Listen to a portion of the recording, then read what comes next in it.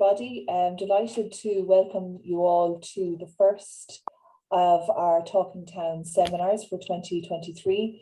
This is the first of a series that are organised by the Centre for Irish Towns, and we're delighted to have so many people with us today. We are recording the session, so it will be available. Today's seminar is looking at housing and Irish towns. And I think housing even has come up in so many of the webinars we've run since we began. It's so integral. So I think we thought it was important to focus specifically on it. We have two leading experts in the field. We're delighted to have Professor Michelle Norris and Niall Cussen with us today. And I think the nice thing about having two people today is each presentation will be around 15 minutes in length, and then we'll have some time for questions and answers. And we do need to finish at the latest at 1:55 because a number of people are teaching at 2. So I think that should help everybody with the diary for today. So just maybe I should say I myself am a member of the Centre for Irish Towns. I'm delighted to work with Orla Murphy and Philip Crowe and other colleagues, Sarah Cotterill and Katrina Devery in the Centre for Irish Towns. If you're not signed up to our mailing list, please do, and we always welcome input from many people. We're delighted we have such a diverse membership across the island of Ireland and beyond, and working in both academia and in practice. So we're delighted to have so many of you here today. So we'll start today. I'm delighted to welcome Niall Cussen. Niall is the Chief Executive and Planning Regulator at the Office of the Planning Regulator, which was established in April 2019.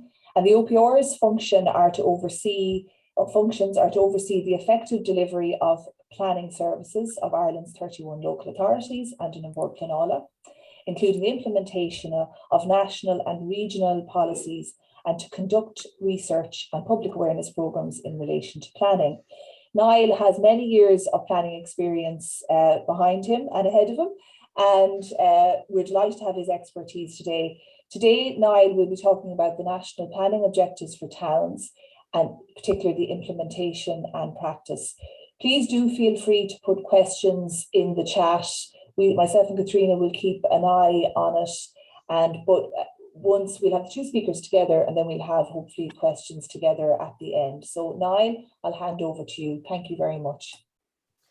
Thanks a million, Karen, and thanks for the introduction, and indeed thanks for the invitation from the Centre for Irish Towns to speak with you today. I'm very glad to make the acquaintance of the Centre for Irish Towns, because we often hear a lot about rural Ireland, and it's very good to see, if you like, a centre for learning in relation to many of the issues that present for Irish towns. I think Katrina is going to advance the slide, so maybe just put up the next slide there, Katrina, which I suppose depicts for many of us the very, I suppose, strange dichotomy of challenges that many urban areas, cities, towns, villages are going through across the country.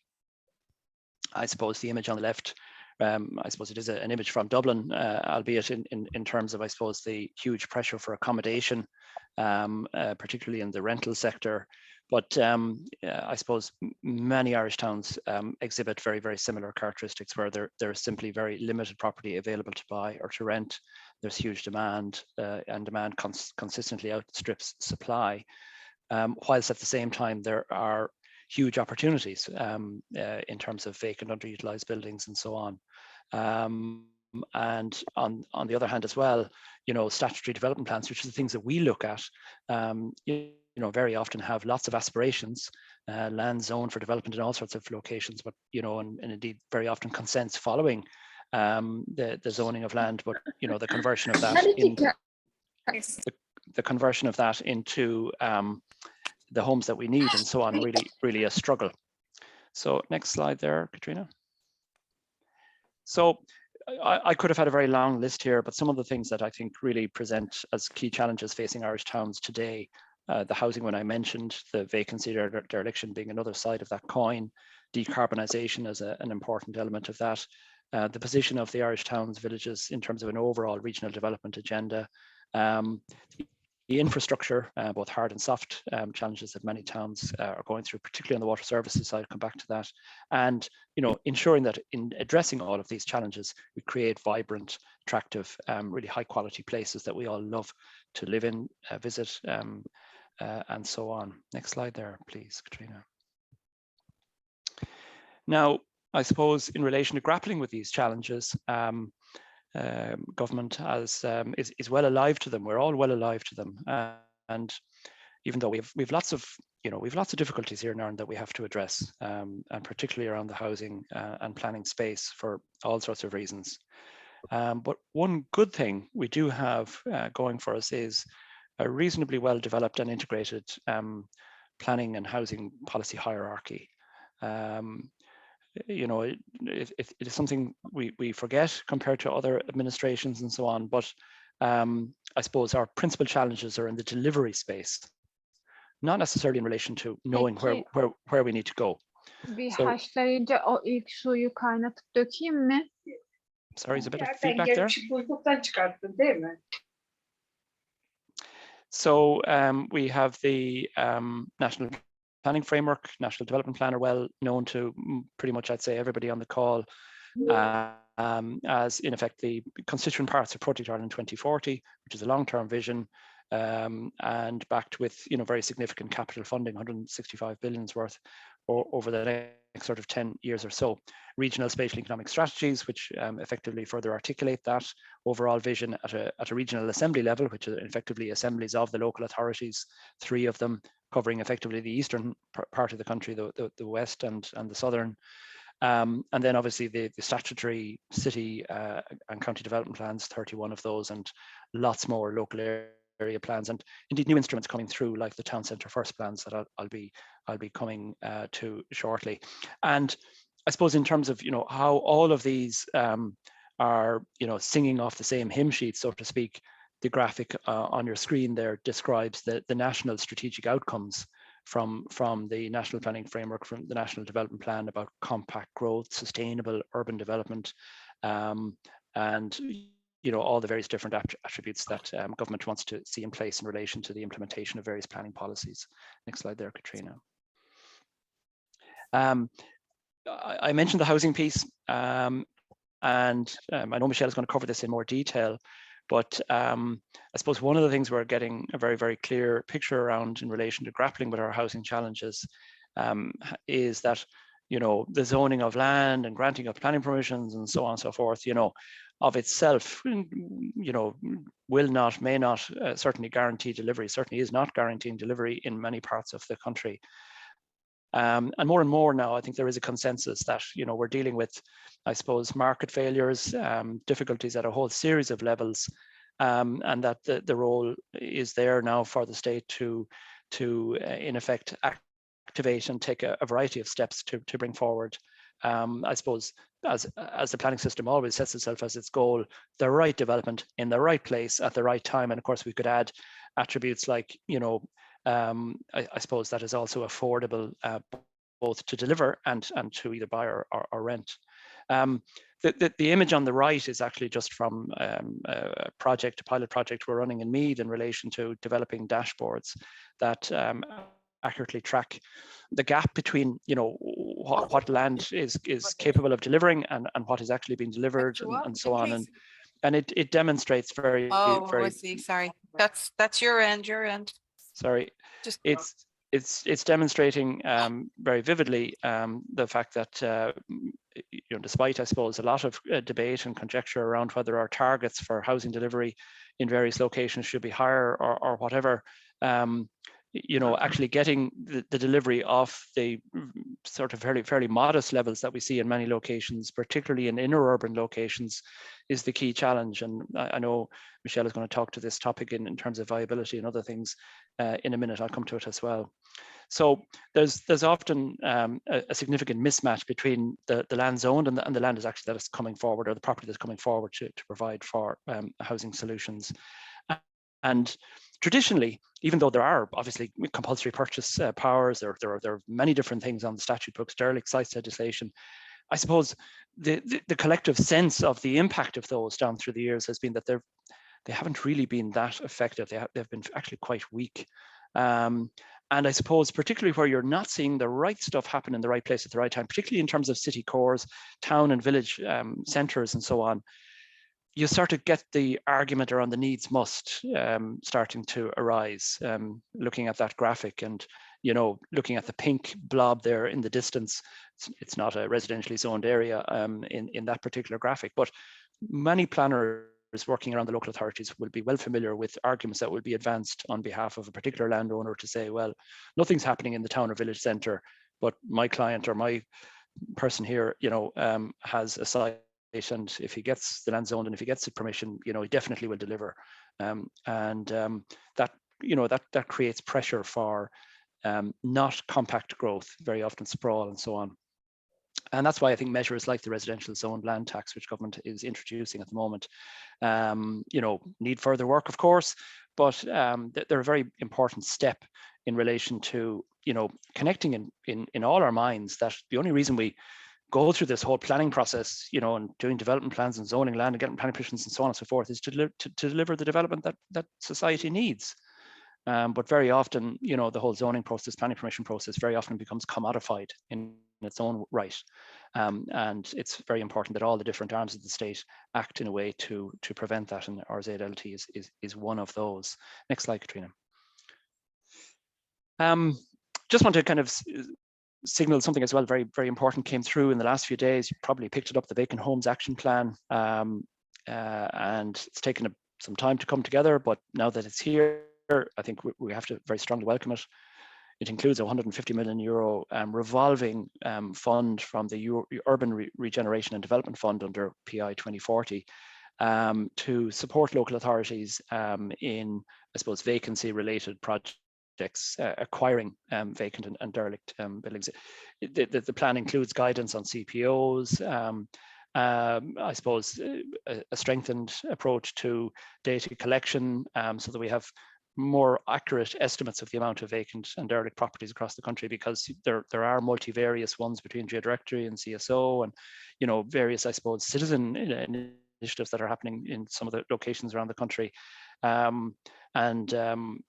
You know, it's important that there's more clarity around that, and the filling of positions within local authorities as vacant homes officers to sort of coordinate and drive, you know, at a multi-layered level action around vacancy and dereliction also is a very, very positive development. It's taken a bit of time to get them all the local authorities staffed up and so on, but it's getting there now, including in the department with a full-time section now focused around vacant homes. Because as I heard somebody say once, I think it was from the Irish Green Building Council, but you know, the greenest homes are and the greenest buildings are the ones that we have, and that we can repurpose, refurbish to bring back into beneficial use, and the country is stuffed with them. Next slide there, Katrina. Just to say, you've got about 5 minutes left, just under 5 minutes. Great, yeah. No, and just can I also add, if people would just make sure that your microphone is muted.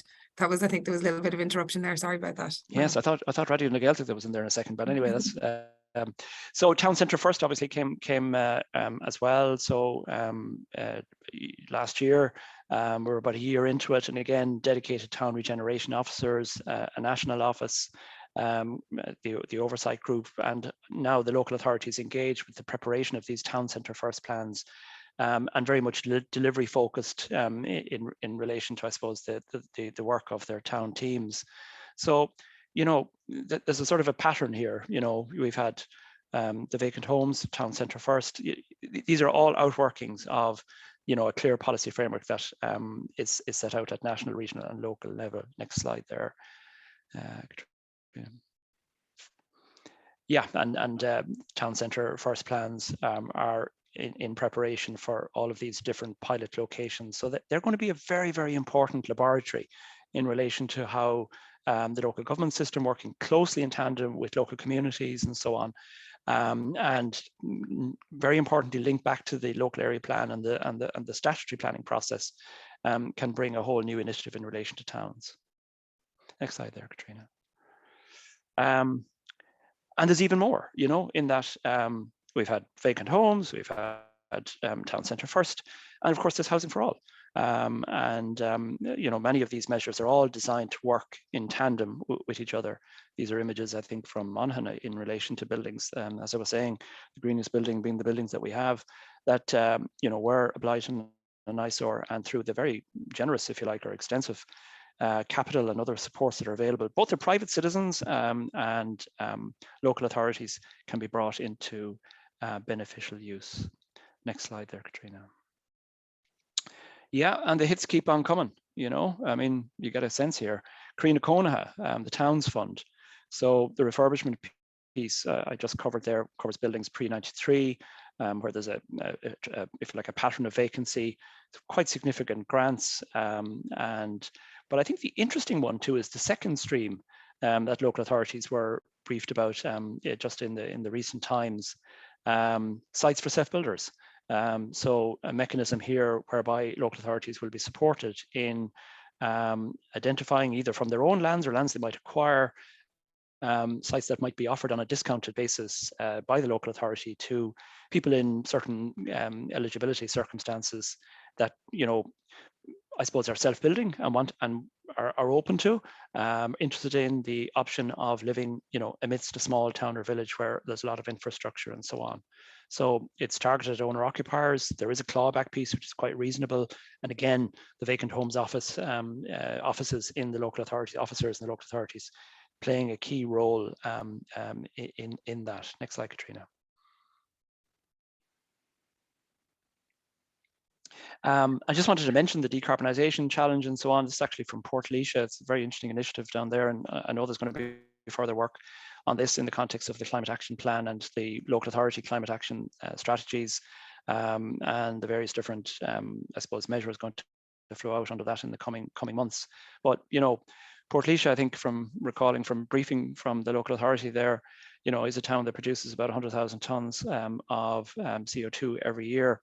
I suppose in terms of renewable energy, in relation to retrofits, in relation to active travel, you know, they're the sorts of, I suppose, measures that could be put in place to sort of drive down the carbon footprint, the emissions of the typical town.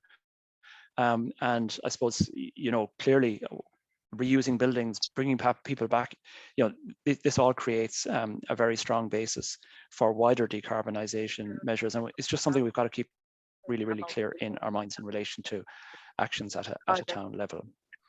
Next slide there, Katrina. Now, I suppose, you know, the flip side of a lot of this is that notwithstanding, I suppose, very clear policy hierarchy, a huge amount of really positive measures being announced by government in recent months and over the last year or two, you know, there are challenges that are ongoing that towns face. The water services piece is something that we come across a lot in our work. Now, we do work very closely with the local authorities, work very closely with Irish Water in terms of looking at the local plans and so on. Irish Water does have a towns and village investment programme, 50 million committed under the NDP for the 21 to 25 period. And, you know, effectively a mechanism there where local authorities can target and prioritise locations that, and it is the case in many places across, you know, the smaller town and village network where there effectively is no piped water or wastewater treatment system, and effectively you're starting from scratch in relation to delivering that infrastructure. And obviously it's a key enabling piece. So, you know, and I think certainly if the local authorities can really use that fund really well and make strategic and prioritized decisions, you know, I know there's a great ambition there by Irish Water to work that and to enhance, I suppose, their whole engagement with local authorities around that. And obviously, in terms of, you know, looking at all these measures that we want to try and put in place, that we need to put in place, need to work together in terms of doing, there's also an important piece around, you know, monitoring and looking at, I suppose, the performance of towns, and, you know, looking at obviously how that sort of builds in an overall regional sense. The regional assemblies recently have through Aero in Maynooth and that Justin Gleeson and his team have developed a fantastic dashboard, if you like, of integration of different data sets to sort of better measure, I suppose, regional progress. The Regional Development Monitor, I'd really encourage people to have a look at that. And of course, all of this is going to feed into the recently announced, if you like, update or refresh of the national planning framework itself that the Department of Housing, Local Government and Heritage is busy working on in terms of laying the foundation for and pursuing out through the rest of this year and into early next year. Next slide, Katrina. Okay, and we're probably just about at time, so Yeah. maybe wrap up. Yeah, I think it's pretty much here. So I suppose the image here is around ensuring we have proper planning and sustainable development, the plan-led approach, focus on delivery within defined timeframes, activation of land, targeted measures, and so on, and ultimately outcome focused in terms of creating the places we all want. Next slide there, Katrina. And then in my just concluding comments, indeed, as your own website and your own work highlights, a huge proportion of our population lives in or depends on towns, particularly in terms of the rural economy context. They're not a homogeneous group. They do present differing challenges in different contexts. But I think what I'm certainly picking up in terms of what I'm seeing in terms of my own role and the role of the office here, there's a real growing government and public awareness of the many challenges facing towns and the importance of addressing them. The one thing I would just have some concerns around is that they're integrated in terms of the approach. Action on vacant homes, action on public realm, it all needs to sit within a planning context. There is a statutory frame for that. It is the local area plan process. And every local authority in the country pretty much has reviewed or is about to review its city and county development plan in the light of the national development plan, national planning framework. A lot of them have been updated and refreshed of late. The next round of the LAPs is approaching.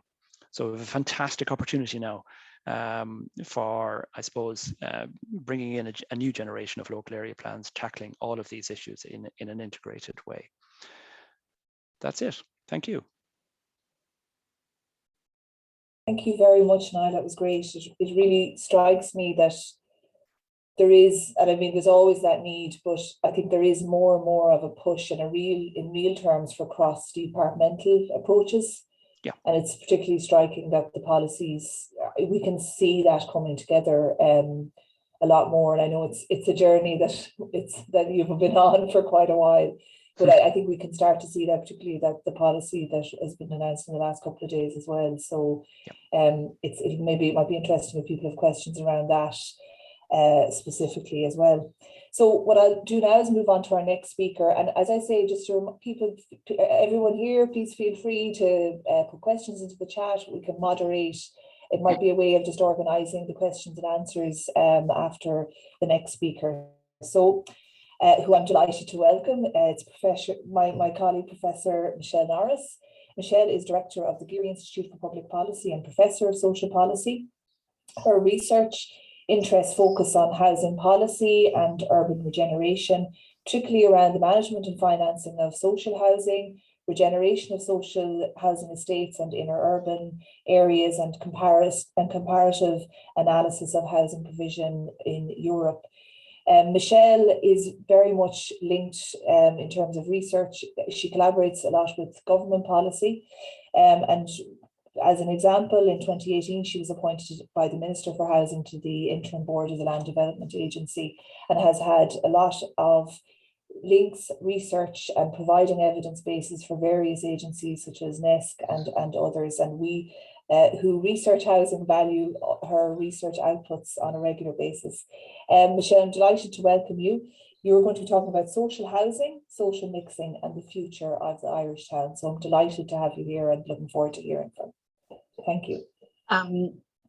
Thanks very much, Karen, and thanks very much for inviting me along. It's a great pleasure to be here. So I'm just going to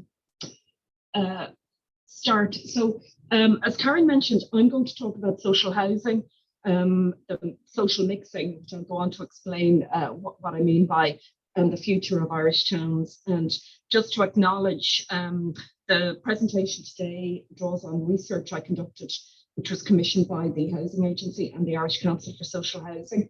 And even though I got the gig of coming along today and presenting the results, just to acknowledge the project was carried out with some colleagues of mine from the Geary Institute for Public Policy and the School of Social Policy, Social Work and Social Justice, specifically Aidan Hayden, Ellie McMahon and Angela Palmer, so just to acknowledge their input.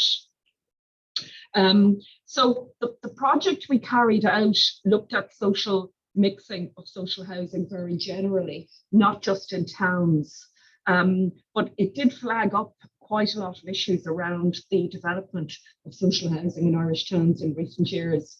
So what I plan to do today is just give you some general comments on social mixing and mechanisms for delivering social housing in Ireland in recent years, just in general context about the study. And then I'm going to talk just about 3 or 4 points picked out from our findings that are relevant to the issue of the development of towns and social housing in towns. So as its title suggests, the project looked at social mixing. So social mixing policies emerged right across Europe and other high-income countries in the 1980s. Inspired by concerns that very large spatial concentrations of low-income households were generating additional socioeconomic problems, additional to the problems of poverty, I mean. So those additional social economic problems are called neighbourhood effects in the literature. And there's a very, very large academic literature on the additional problems associated with large spatial concentrations of low-income households. Some of it very convincing, some of it less convincing, but some of the issues flagged in the research include higher levels of unemployment, particularly difficulties in accessing commercial services. There's a lot of low-income people living together. Banks and supermarkets won't set up or they won't stay going. Stigmatized neighbourhood reputations, extra pressure on social services because people can't buy their way around the problem, and there's high levels of dependency on social services. And then there's, in my view, a kind of a weaker set of arguments that low-income neighbourhoods lead to weak networks and lack of positive role models for young children. So these are the problems flagged in the literature. I should mention the literature is very heavily focused on large urban neighbourhoods in cities. And there's not so much emphasis on towns, largely because these issues are not considered to be as significant in towns because you're less likely to have large spatial concentrations. And in a town, everyone uses the same school, largely the same pub, etc. But there is some research that indicates that neighbourhood stigmatisation is an issue for social housing in towns, etc. So they do have some relevance. So that's social mixing. In practice, how is this delivered? How is this policy operationalized? In practice, social mixing often targets social housing because social housing generally accommodates low-income people. So in practice, if you want to mix the incomes, socially mix a neighbourhood, in practice in countries like Ireland, this often involves mixing tenures, mixing private housing and mixing social housing together in one housing estate or development. So in Ireland, social mixing policy emerged in the 1990s. First in the Dublin Docklands Development Authority area in Dublin Inner City, which had a rule that 20% of its developments would be social housing. We also saw a big emphasis from the Department of Housing on the construction of new social housing estates in small sites and in infill sites between others, and the mixing of affordable housing and private housing in with new social housing developments. And then in particular, Part 5 of the 2000 Planning Act had a big impact on this area. So Part 5 enables local authorities to require that a proportion of new private housing developments is used for social housing. and also in the past for affordable housing for sale. So the relevant proportion has risen and fallen over the years, but this graph just outlines the number of dwellings delivered via Part 5 into affordable housing for sale and also into social housing, either via the local authorities or via the other main providers of social housing in Ireland, who are approved housing bodies, non-profit sector housing associations, they would be called in other countries. So you can see from the graph that quite a large number of dwellings actually have been delivered into social housing via Part 5 of the Planning and Development Act, and all of those are located in mixed tenure estates, estates with private housing in as well. So the specific research my colleagues and I carried out for the Irish Council for Social Housing and for the Housing Agency was looking at mixed tenure estates, and particularly mixed tenure estates in which approved housing bodies are active. And the project was in particular focused on looking at how housing should be delivered spatially or spread spatially within the estates, whether it should be dispersed and mixed in with the private housing, whether it should be clustered in one part of the estate. Why do approved housing bodies choose one model over the other? Does one approach have different implications for management and maintenance, for the success and the stability of the community, for costs, etc.? So they're the research questions we looked at. Not all of them are relevant to my presentation today, but just to flag to you that they're the kind of wider issues that we looked at in the project. And in terms of implementing the project, we had a couple of steps. So we looked at all the relevant policy in the area, the academic literature. As I mentioned, there's an enormous volume of research on social mixing internationally. Not so much in Ireland, but there have been a number of notable previous studies. And then we did a big survey of approved housing bodies and a survey of Tier 3 approved housing bodies. They're the largest approved housing bodies that own about 85% of the stock in the sector. So we surveyed the approved housing bodies to look at how is their stock delivered in mixed tenure estates. What proportion of their stock is in this mixed tenure estates? Is it clustered together? Is it dispersed throughout the estate? How do they procure it? Those types of reasons. So then we looked at case studies of mixed tenure estates that include approved housing body social housing. We did interviews with staff of the approved housing bodies, local authority staff, councillors, private developers who built the estates, local authority councillors, etc.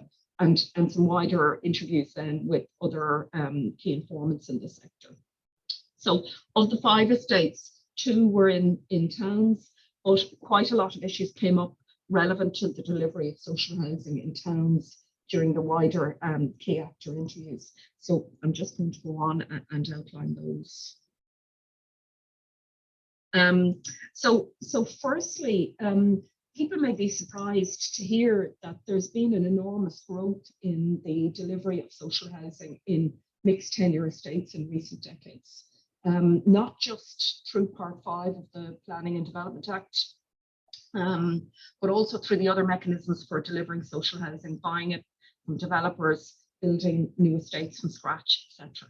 So when we surveyed the largest approved housing bodies, we found that just under 80% of all the housing they own and manage, they own about 35,000 dwellings in total.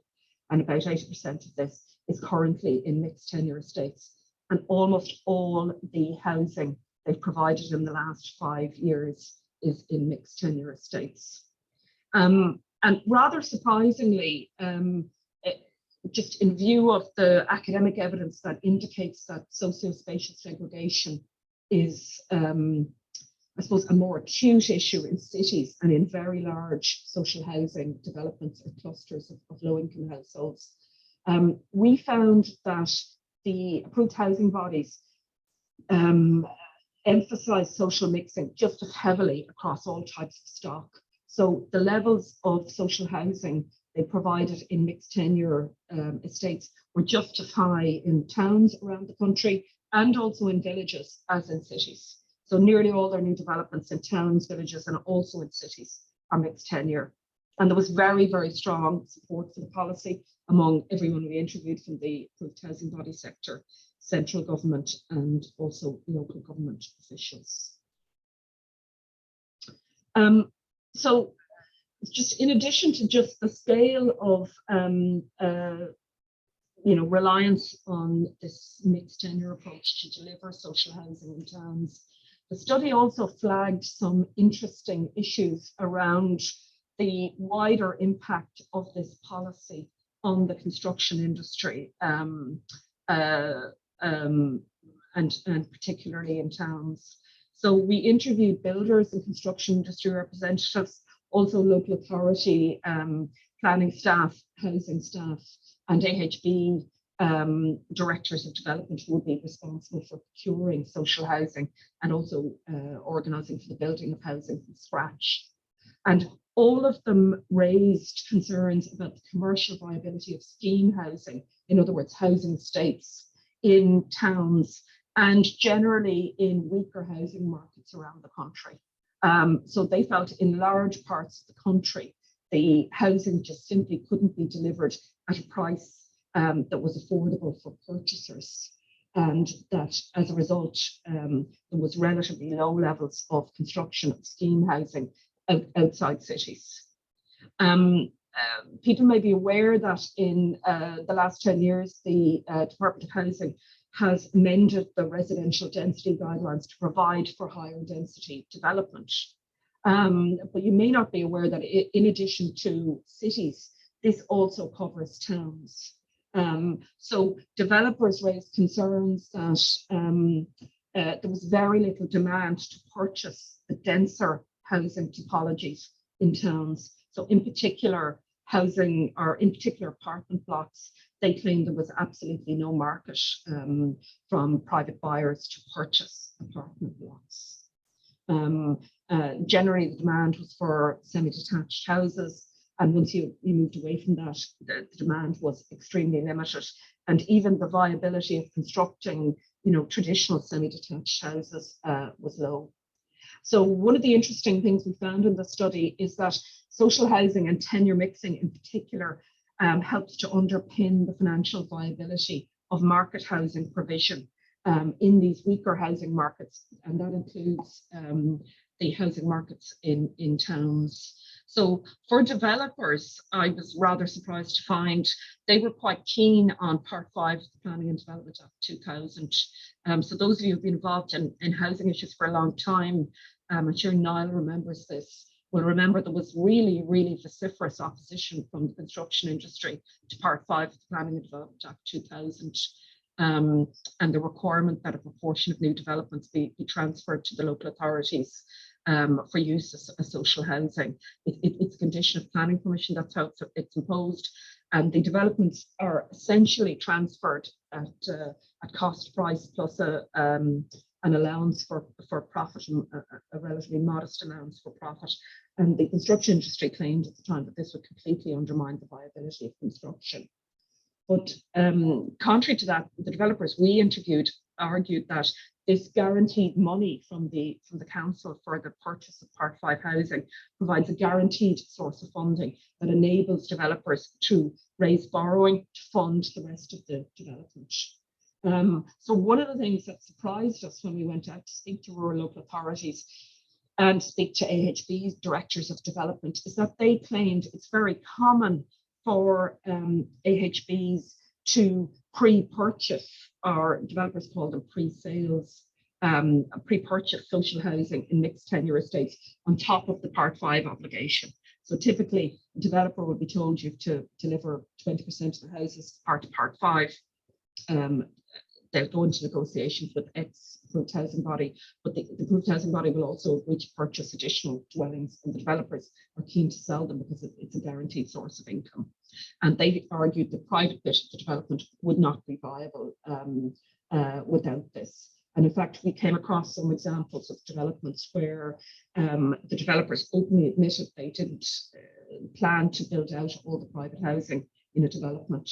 They had planning for because they felt it wasn't viable, but they were quite happy to build the social housing bit.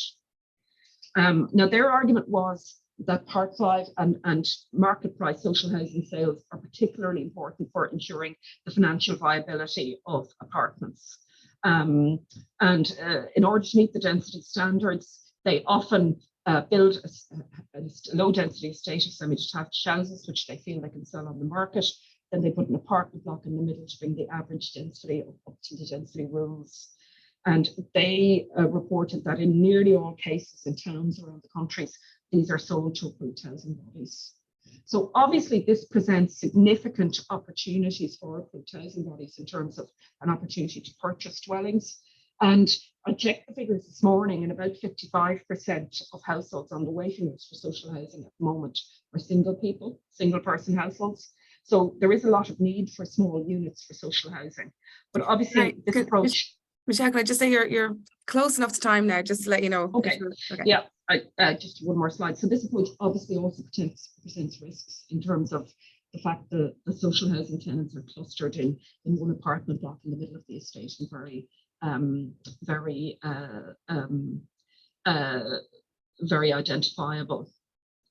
Now, sorry about this, and it's not moving on to my next slide.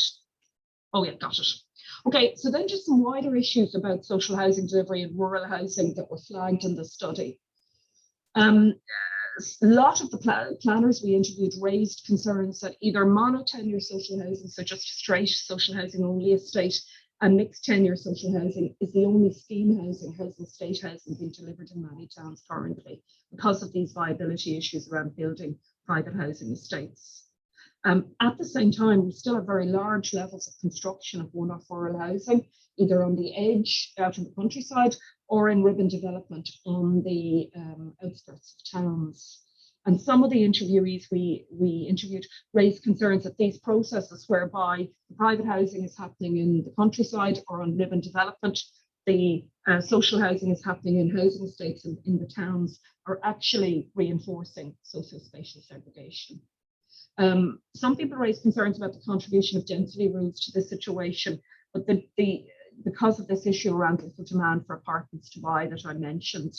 But these rules are quite complex actually, and the planning rules essentially make it quite difficult to deliver other compact forms of development such as townhouses, duplexes, because the requirement gardens need to be of a certain size. So there is a need for more smaller units also in rural areas where household sizes are falling, not just in cities. But the apartment topology seems to be particularly difficult. And if other forms of dense development were facilitated, that would help. Social housing definitely has the potential to support private scheme housing developments in towns. And particularly the impact of Part 5 could be further exploited, I feel. Last year, the government, or the year before last, the government introduced a new Affordable Housing Act that allows for new forms of affordable housing for sale, and also cost rental housing, housing rented at cost to households above the income limit for social housing. And that could be used potentially to try introduce extra forms of mix into new developments, not just social housing, but also other types of affordable housing that would help to mix incomes. And Niall mentioned the reintroduction of the Service Sites Fund that did exist in the past and now has been reintroduced. And lots of interviewees we mentioned argued that this kind of an approach where a local authority services and sets up a small estate at the edge of a town and village, and then sells the sites to people who are self-building and trying to reduce their housing costs using that mechanism, would have the potential to try to address these issues about socio-spatial segregation in the development of social housing in towns. So thank you. That was everything I had to cover, and I'm happy to take any questions.